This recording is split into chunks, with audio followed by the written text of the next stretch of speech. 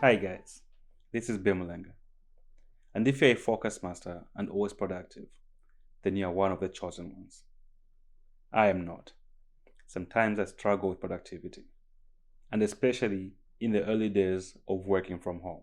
You know what I mean. If you have to work from home, your family is there, and everything that entertains you is there. It can be a little bit of a struggle, but there's a way that we can work around it.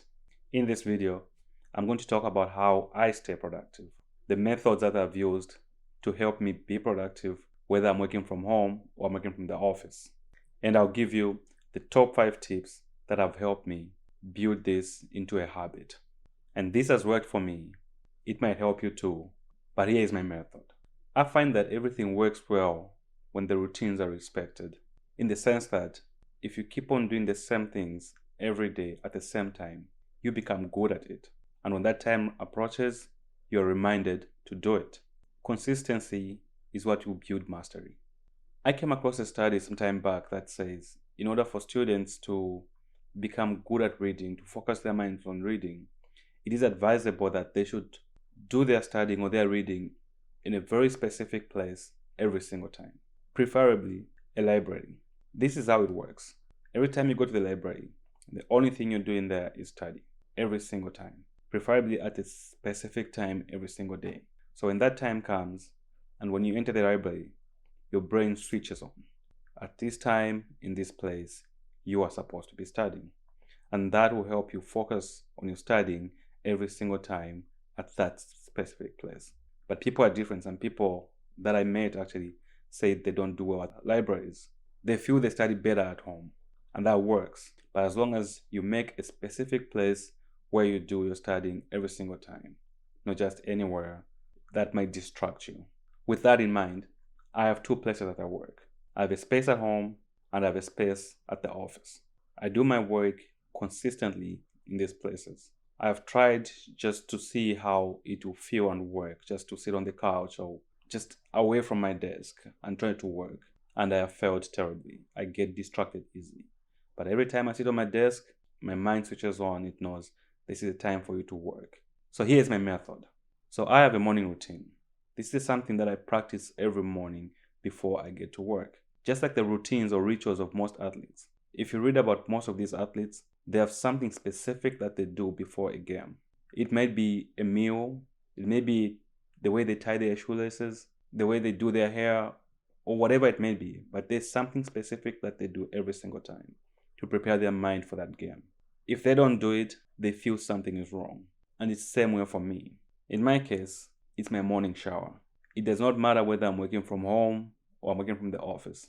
If it's a working day, if I have to be productive on my desk, the moment I wake up, I have to take my shower.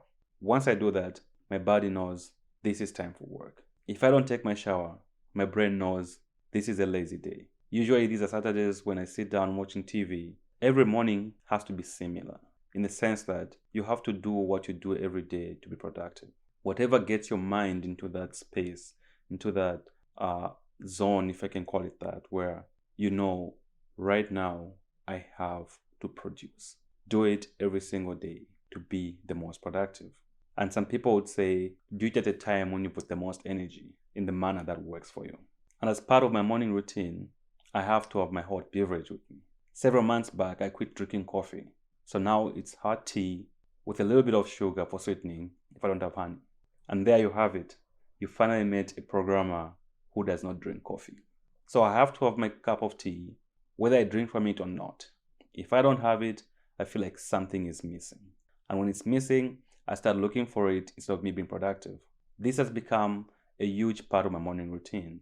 And it differs a little bit from the office and from home. If I'm working from home, before I sit on my desk, I go to the kitchen, make myself a cup of tea, then I sit and turn on my workstation. If I'm working from the office, it's in reverse. I turn on my workstation, then I go to the kitchen, make myself a cup of tea, then I get back to work. Either way, it has to be there before I start my actual work. You have to have a routine that you do every day that helps you to be the most productive you can ever be. That is mine. You have to figure out yours. But make sure it's consistently happening every single day to put your mind in that zone. After I get my cup of tea, I start planning my day. Remember I said I switch on my workstation, but I don't actively start working on it. What I start doing is writing down everything I need to do in that day. I use my pen and paper because I feel like typing it out directly in the computer can be a little bit destructive and maybe misleading.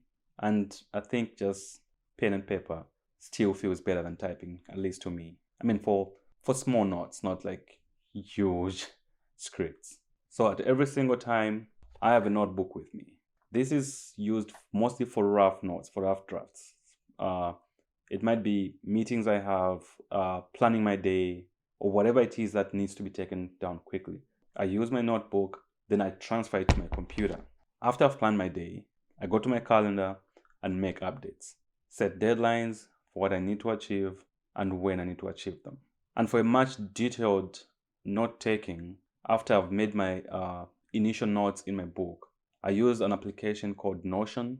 It's worked well for me for the past 2 years, I think, where I can access it on every device that I have. And with its block style, it's made it so easy for me to organize my notes. But more about Notion in another video. So after updating my calendar, transferring my notes to Notion, marking out things that I accomplished yesterday, adding new ones for today and the days to come, then I start working on minimizing distractions. Mind you, this all happens in the first hour of me waking up.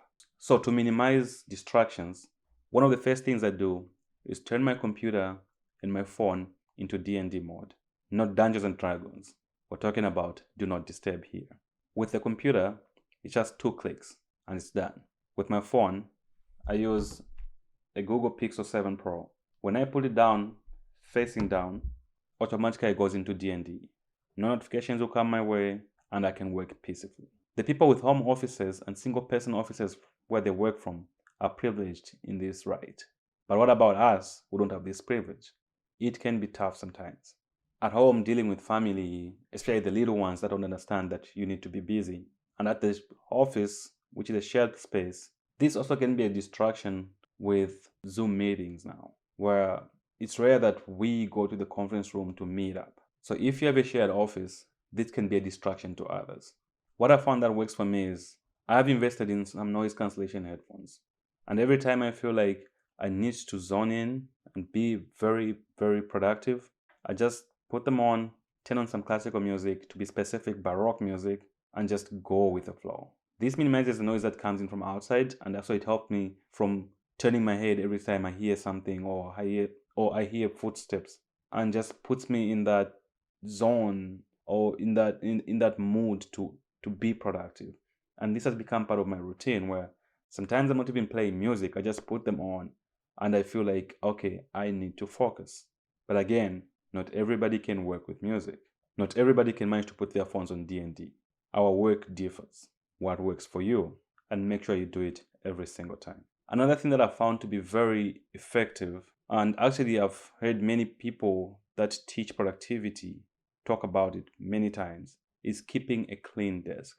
I rarely keep paper unless it's a books that I'm reading. So this is notes or articles or journals. I don't print them out. If I can have them on the computer, I will never print them out. So this helps me to have a clean workspace. The only piece of paper that I'll have there is my notebook and nothing else. And now it's been ingrained in my brain that every time I see it, the only thing I should see is my workstation, my notebook, and my cup of tea. That's it. This helps to lessen distractions. The more clutter you have on your desk, the higher the chance of your mind wandering.